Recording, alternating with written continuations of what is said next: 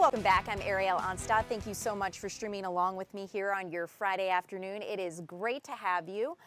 A story we continue to follow here in the Fox 5 newsroom involves the aftermath of that ICE raid at a Hyundai plant here in southeast Georgia. And one of the things that state lawmakers are looking to do is prevent these sorts of situations in the future. How can we make sure foreign workers here in Georgia are set up for success, have proper documentation, and at the same time, we protect Georgia's industries? Our Deidre Dukes has been getting answers to these questions. And Deidre, thank you so much for joining us live. You've been talking with state lawmakers. What are you finding out? As you know, Ariel, for several years now, Georgia has been ranked as the #1 state in the country to do business. And there is some concern among some state lawmakers that that ranking could be in jeopardy with our foreign partners, given the recent raid, last week's raid in South Georgia. And so they really would like Georgia leaders to come up with some sort of safeguard in place to ensure that something like that raid that we saw that captured international attention never happens again. And with Thursday's departure of hundreds of Korean nationals who were detained by ICE at that Hyundai battery plant under construction, lawmakers now calling on Georgia leaders to find a way to both enforce immigration laws and to ensure proper documentation, that foreign nationals have that proper documentation to legally work in this country.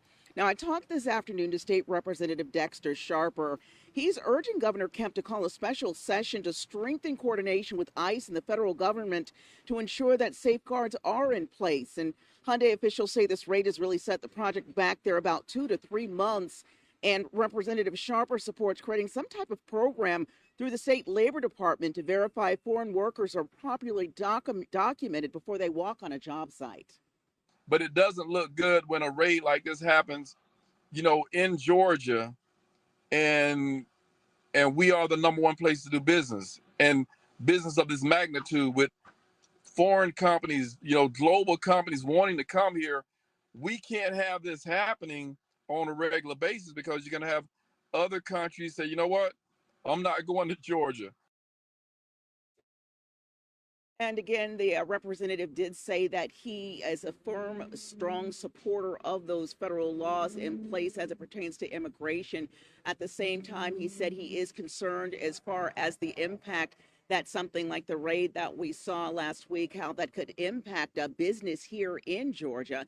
And he also said that he does not, Ariel, believe that we would need to even pass legislation to enact something like what he hopes we can do with supporting through the Labor Department some sort of a program where there can be that secondary verification just to ensure that we do make sure that these foreign workers are legally documented to work here. He does believe that in doing so, we can certainly prevent what we saw with hundreds of workers being detained at that ICE facility last week.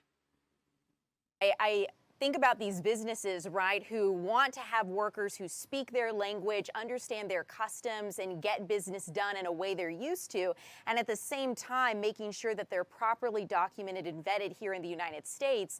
A program like this that the state representative was talking about, he's saying that seems it could be easily done. We wouldn't have to pass a law to do something like that. Did I hear you correctly?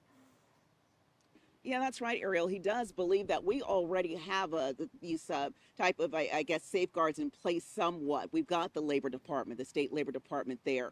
There are federal checks and balances on the front end that are supposed to ensure that these workers that are coming in from out of the country, that they can legally be here and work here.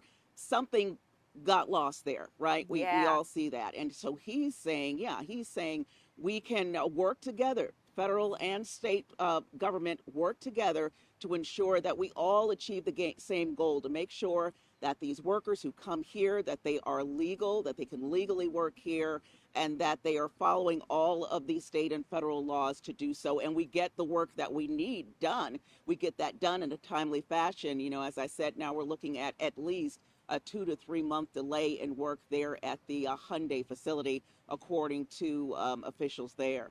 Yeah, Deidre, I think no one wants to see these programs or projects delayed.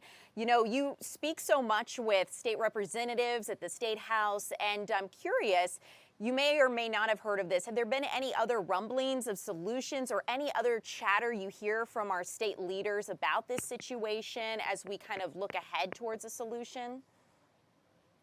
Well, everyone says they want the same thing, both Yeah. Democrats and Republicans stressing that our laws do have to be followed in this country. How to go about doing that, well, that is a question that we expect to hear in coming months, just to kind of shore up wherever we see those holes now that we have so glaringly seen with, the Korean government saying one thing, the U.S. government saying another, as to how this all played out. But the common goal being to get that work done right in a timely fashion, and to do what these workers are being sent here to the U.S. to do, to work here legally, to not, as they said, take jobs from American workers, just to ensure that everything's being done above board and legally. Deidre, thank you so much for your hard work reporting on this story. I know you've been on it multiple times this week. Always a pleasure to check in with you. Thank you so much. Guys, I'm going to switch gears here. I'm going to